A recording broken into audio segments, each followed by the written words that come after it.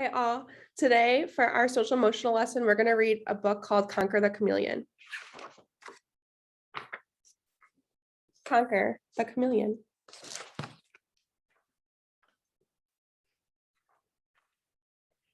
Conker the Chameleon was just like all the others. There wasn't that much difference between him and all of his brothers. From when he hatched, the likeliness were there for all to see. His sticky tongue and curly tail matched almost perfectly. But something niggled at him as he watched the hatchlings play. There was one thing quite different. Maybe it would change one day. Yet as the weeks went by, Conker grew sadder and seemed duller, and soon the others noticed too. He could not change his color. Now, humans tend to think this special color change takes place so chameleons can hide if their enemies give chase. And yet, this isn't true. And what's the harm of me revealing? In fact, it's all about what chameleons are feeling. They turn a vivid yellow if fearfulness is present, a happy shade of green, which is really rather pleasant. Blue is for their sadness, like rough waves on a stormy ocean.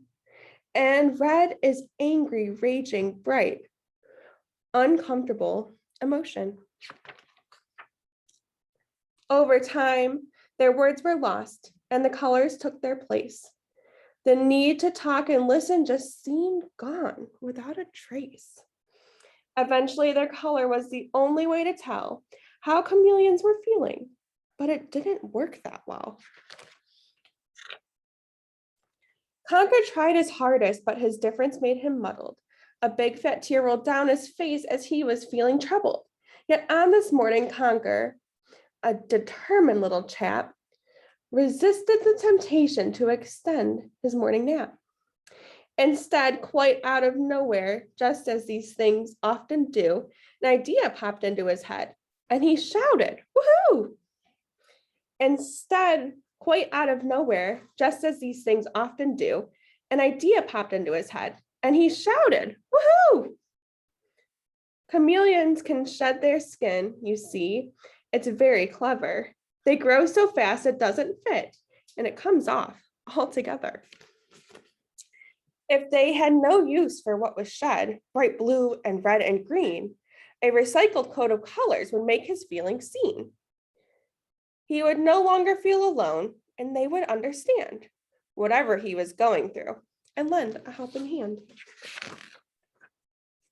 In all of the excitement, and of course, now wide awake, Conker fell into the path of Sam, a hungry snake.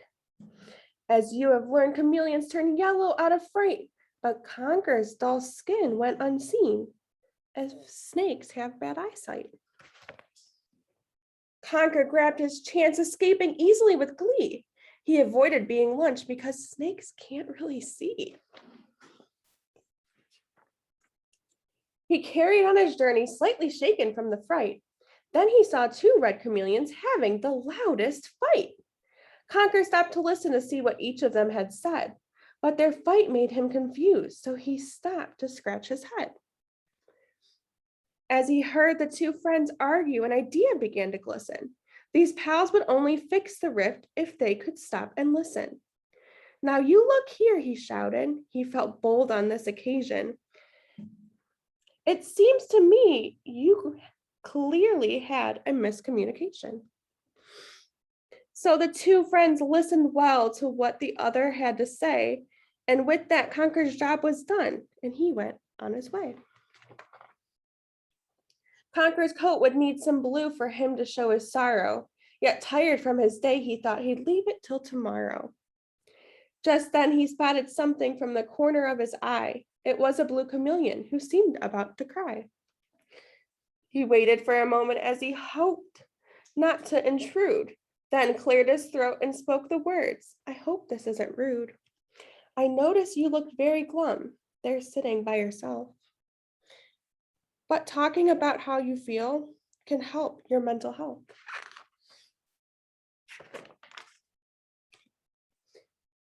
So they shared some of their worries, not the easiest thing to do, yet sat in peaceful friendship with a little sniff from Blue. And they slowly came to realize guessing feelings every day based on someone else's color was not really the best way. Then they noticed that by talking, their sadness had now shifted. The cloud that hung there just before it seemed had somehow lifted.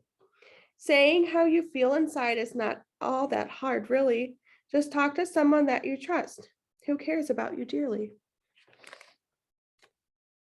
Conker was excited to have made another friend and walked back to his branch now that the day was at an end. He climbed his tree as quickly as his tired feet would allow, and allow a smile upon his face, for things seemed different now. Although his world was just the same as it had been before, something inside himself had changed, he thought, and then he thought some more. Not turning vivid yellow had just saved him from the snake. He'd also helped two friends to overcome their big mistake. And surely a recycled coat might seem a little bonkers. His own skin may be different, but at least it was all Conker's. Guessing mood is tricky, so a coat just wouldn't do. He had to tell them how he felt so everyone knew. He drifted off to sleep, not knowing what may lie ahead. Yet he still couldn't change color, but he could use words instead. And with that twinkling of a thought, his eyes closed dreamily, and he whispered to himself, "It's pretty awesome being me." The end. So now I'd like you to discuss the book with your class and see, from Conquer, there may be a lot of close relation to what we've been talking about in our zone regulations lessons every Monday. I hope that you enjoyed the book. Have a good day.